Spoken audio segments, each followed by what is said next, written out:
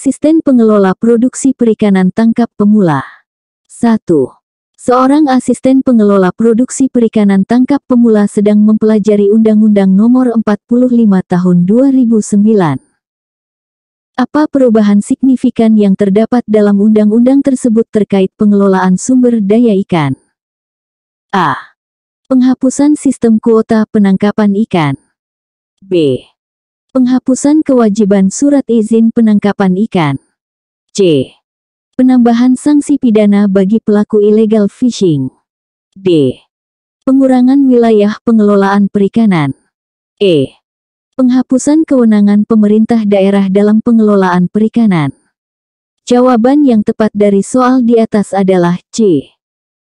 Pembahasan dari pertanyaan di atas yaitu, bahwa Undang-Undang Nomor 45 Tahun 2009 memperkuat sanksi pidana bagi pelaku illegal fishing, termasuk penambahan denda dan hukuman penjara yang lebih berat dibandingkan undang-undang sebelumnya. 2. Dalam melaksanakan tugasnya, seorang asisten pengelola produksi perikanan tangkap pemula harus memahami metode sampling yang tepat. Manakah dari berikut ini yang bukan merupakan metode sampling yang umum digunakan dalam analisis data sumber daya ikan? A. Stratified random sampling. B. Systematic sampling. C. Cluster sampling. D. Kuota sampling. E. Snowball sampling. Jawaban yang tepat dari soal di atas adalah E. Pembahasan dari pertanyaan di atas yaitu, bahwa snowball sampling umumnya digunakan dalam penelitian sosial, bukan dalam analisis data sumber daya ikan. Metode sampling yang umum digunakan dalam perikanan adalah stratified random sampling, systematic sampling, cluster sampling, dan kuota sampling. 3. Seorang asisten pengelola produksi perikanan tangkap pemula sedang menganalisis rancang bangun kapal perikanan. Manakah dari berikut ini yang merupakan faktor penting dalam desain kapal perikanan untuk meningkatkan efisiensi operasional? A. Bentuk lambung yang aerodinamis. B. Kapasitas ruang muat yang maksimal. C. Sistem propulsi yang hemat bahan bakar. D. Stabilitas kapal yang tinggi. E. Kemampuan manuver yang baik. Jawaban yang tepat dari soal di atas adalah C. Pembahasan dari pertanyaan di atas yaitu, bahwa sistem propulsi yang hemat bahan bakar merupakan faktor kunci dalam meningkatkan efisiensi operasional kapal perikanan, mengingat biaya bahan bakar adalah komponen biaya operasional yang signifikan. 4. Dalam konteks TCWF 1995, seorang asisten pengelola produksi perikanan tangkap pemula harus memahami persyaratan minimum untuk sertifikasi. Berapa jam minimal pengalaman melaut yang diperlukan untuk mendapatkan sertifikat sebagai nahoda kapal penangkap ikan dengan panjang 24 meter atau lebih? A. 6 bulan. B. 12 bulan. C. 18 bulan. D. 24 bulan. E. 36 bulan. Jawaban yang tepat dari soal di atas adalah B. Pembahasan dari pertanyaan di atas yaitu, bahwa menurut TCWF 1995, untuk mendapatkan sertifikat sebagai nahoda kapal penangkap ikan dengan panjang 24 meter atau lebih, diperlukan minimal 12 bulan pengalaman melaut sebagai perwira jaga navigasi. 5. Seorang asisten pengelola produksi perikanan tangkap pemula sedang mempelajari sistem propulsi kapal perikanan. Manakah dari berikut ini yang merupakan keuntungan utama penggunaan sistem propulsi elektrik pada kapal perikanan? A. Biaya awal yang lebih rendah. B. Perawatan yang lebih mudah. C. Efisiensi bahan bakar yang lebih tinggi. D. Bobot sistem yang lebih ringan. E. Ketersediaan suku cadang yang lebih mudah. Jawaban yang tepat dari soal di atas adalah C. Pembahasan dari pertanyaan di atas yaitu, bahwa sistem propulsi elektrik pada kapal perikanan memiliki keuntungan utama berupa efisiensi bahan bakar yang lebih tinggi dibandingkan sistem propulsi konvensional, yang dapat mengurangi biaya operasional jangka panjang. 6. Dalam menjalankan tugasnya di pelabuhan perikanan, seorang asisten pengelola produksi perikanan tangkap pemula harus memahami fungsi pelabuhan perikanan. Manakah dari berikut ini yang bukan merupakan fungsi utama pelabuhan perikanan? A. Tempat berlabuh kapal perikanan. B. Tempat pendaratan hasil tangkapan. C. Pusat pemasaran dan distribusi ikan. D. Pusat pembibitan ikan. E. Pusat pelaksanaan penyuluhan perikanan. Jawaban yang tepat dari soal di atas adalah D. Pembahasan dari pertanyaan di atas yaitu, bahwa pusat pembibitan ikan bukan merupakan fungsi utama pelabuhan perikanan. Fungsi utama pelabuhan perikanan meliputi tempat berlabuh kapal, pendaratan hasil tangkapan, pemasaran dan distribusi ikan, serta pusat penyuluhan perikanan. 7. Seorang asisten pengelola produksi perikanan tangkap pemula sedang membantu proses perizinan usaha perikanan. Berdasarkan Peraturan Pemerintah Nomor 54 Tahun 2002, berapa lama masa berlaku Surat Izin Usaha Perikanan atau SIUP untuk usaha penangkapan ikan? A. 10 tahun. B. 20 tahun.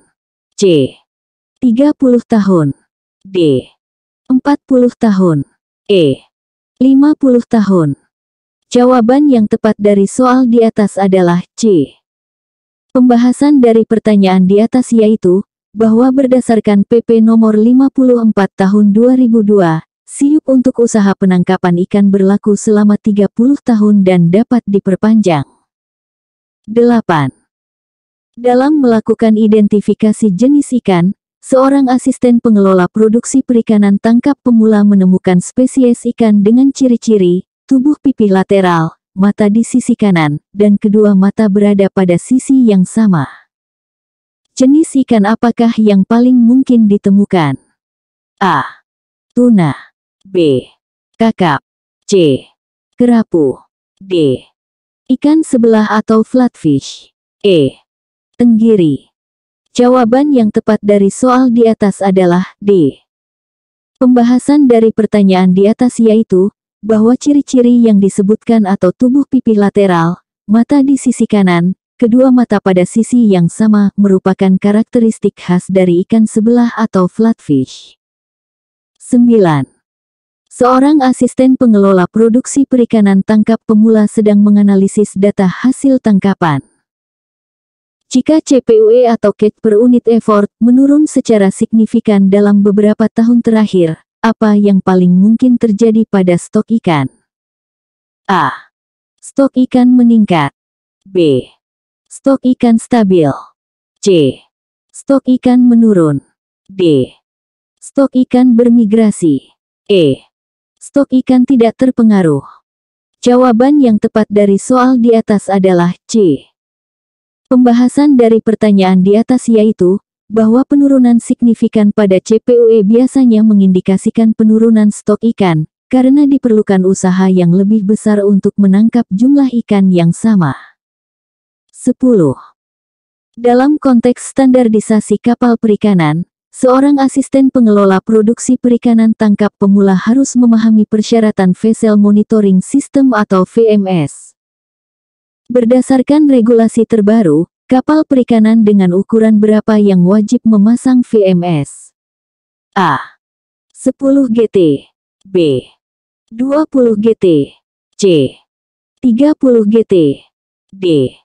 40 GT. E. 50 GT. Jawaban yang tepat dari soal di atas adalah C. Pembahasan dari pertanyaan di atas yaitu, bahwa berdasarkan regulasi terbaru, kapal perikanan dengan ukuran 30 GT wajib memasang Vessel Monitoring System atau VMS untuk pemantauan posisi dan aktivitas kapal. 11. Seorang asisten pengelola produksi perikanan tangkap pemula sedang mempelajari hak-hak awak kapal perikanan. Berdasarkan konvensi internasional, Berapakah jam istirahat minimum yang harus diberikan kepada awak kapal perikanan dalam periode 24 jam? A.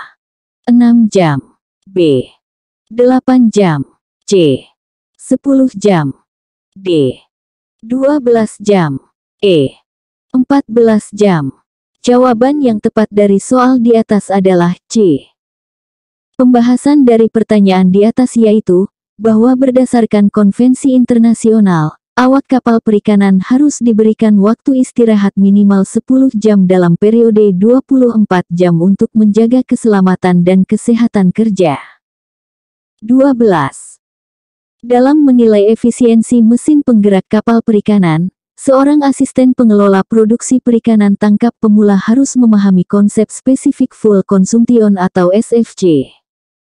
Jika sebuah kapal memiliki SFC yang lebih rendah, apa artinya? A. Kapal mengonsumsi lebih banyak bahan bakar. B. Kapal mengonsumsi lebih sedikit bahan bakar. C. Kapal memiliki daya mesin yang lebih besar. D. Kapal memiliki kecepatan yang lebih tinggi. E. Kapal memiliki kapasitas tangki bahan bakar yang lebih besar. Jawaban yang tepat dari soal di atas adalah B. Pembahasan dari pertanyaan di atas yaitu, bahwa spesifik fuel consumption atau SFC yang lebih rendah menunjukkan bahwa mesin kapal lebih efisien dalam mengonsumsi bahan bakar, artinya kapal mengonsumsi lebih sedikit bahan bakar untuk menghasilkan daya yang sama. 13. Seorang asisten pengelola produksi perikanan tangkap pemula sedang menganalisis data operasional pelabuhan perikanan. Jika tingkat utilitas dermaga mencapai 85%, apa yang sebaiknya dilakukan oleh pengelola pelabuhan? A. Mengurangi jumlah kapal yang bersandar. B. Meningkatkan tarif sandar kapal. C. Memperpanjang waktu bongkar muat. D. Merencanakan perluasan dermaga. E. Membatasi ukuran kapal yang boleh bersandar. Jawaban yang tepat dari soal di atas adalah D. Pembahasan dari pertanyaan di atas yaitu, bahwa tingkat utilitas dermaga sebesar 85% menunjukkan bahwa dermaga sudah hampir mencapai kapasitas maksimalnya. Untuk mengantisipasi peningkatan aktivitas di masa depan, pengelola pelabuhan sebaiknya merencanakan perluasan dermaga. 14. Dalam proses pengurusan izin usaha perikanan, seorang asisten pengelola produksi perikanan tangkap pemula menemukan bahwa suatu perusahaan telah melakukan pelanggaran terkait penggunaan alat tangkap yang dilarang. Berdasarkan Undang-Undang Nomor 45 Tahun 2009, apa sanksi administratif yang dapat dikenakan? A. Teguran tertulis. B. Pembekuan izin usaha perikanan. C. Pencabutan izin usaha perikanan. D. Denda administratif. E. Semua jawaban di atas benar. Jawaban yang tepat dari soal di atas adalah E. Pembahasan dari pertanyaan di atas yaitu, bahwa Undang-Undang Nomor 45 Tahun 2009 menetapkan bahwa sanksi administratif untuk pelanggaran izin usaha perikanan dapat berupa teguran tertulis, pembekuan izin, pencabutan izin, dan/atau denda administratif. 15. Seorang asisten pengelola produksi perikanan tangkap pemula sedang menganalisis data hasil tangkapan ikan. Jika dalam suatu populasi ikan, jumlah ikan betina dewasa menurun drastis, apa dampak jangka panjang yang paling mungkin terjadi? A. Peningkatan ukuran rata-rata ikan. B. Penurunan laju pertumbuhan populasi. C. Peningkatan keragaman genetik. D. Peningkatan laju rekrutmen. E. Stabilitas populasi jangka panjang. Jawaban yang tepat dari soal di atas adalah B. Pembahasan dari pertanyaan di atas yaitu, bahwa penurunan drastis jumlah ikan betina dewasa akan mengakibatkan penurunan laju pertumbuhan populasi dalam jangka panjang, karena berkurangnya jumlah individu yang dapat bereproduksi dan menghasilkan keturunan baru.